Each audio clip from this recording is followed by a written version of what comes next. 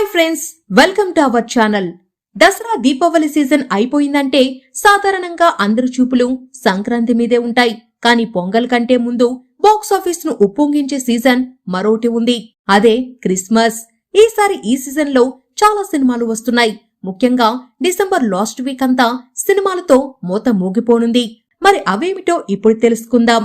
December ను grand గా మొదలు పెట్టడానికి అన్ని ఏర్పాట్లు చేస్తున్నారు పుష్పరాజ్. డిసెంబర్ 5వ తేదీన ఈ చిత్రం విడుదల కానుంది. పుష్ప 2 వచ్చిన 2 వారాల పాటు బన్నీని ఎవరు డిస్టర్బ్ చేయట్లేదు. మళ్ళీ డిసెంబర్ 20వ తేదీన జాతర మొదలు కానుంది. ఆ రోజే సారంగపాణి జాతకం విడుదల కానుంది. ప్రియదర్శి హీరోగా నటిస్తున్న ఈ సినిమాకు ఇంద్రగంటి మోహన్ కృష్ణ దర్శకుడు. అలాగే అల్లరి నరేష్ బచ్చలమల్లి రిలీజ్ డేట్ సైతం డిసెంబర్ 20వ తేదీనే రానుంది. సుబ్బు తెరకెక్కిస్తున్న ఈ చిత్రంలో అమృత అయ్యర్ హీరోయిన్ గా నటిస్తున్నారు. ఇక నితిన్ రాబిన్ హుడ్ డిసెంబర్ 25వ తేదీన విడుదల కానుంది. క్రిస్మస్ వీకెండ్ క్యాష్ చేసుకోవాలని చూస్తున్నారు నితిన్. చలో తర్వాత వెంకీ కుడుములతో నితిన్ చేస్తున్న సినిమా ఇది.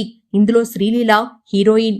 మన తెలుగు సినిమాలతో పాటు డబ్బింగ్ సినిమాలు కూడా డిసెంబర్ చివరి వారం బాగానే వస్తున్నాయి.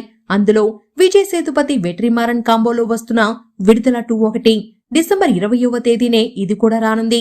విడుదల సినిమాకు మంచి రెస్పాన్స్ రావడంతో పార్ట్ 2 పై ఆసక్తి బాగానే ఉంది.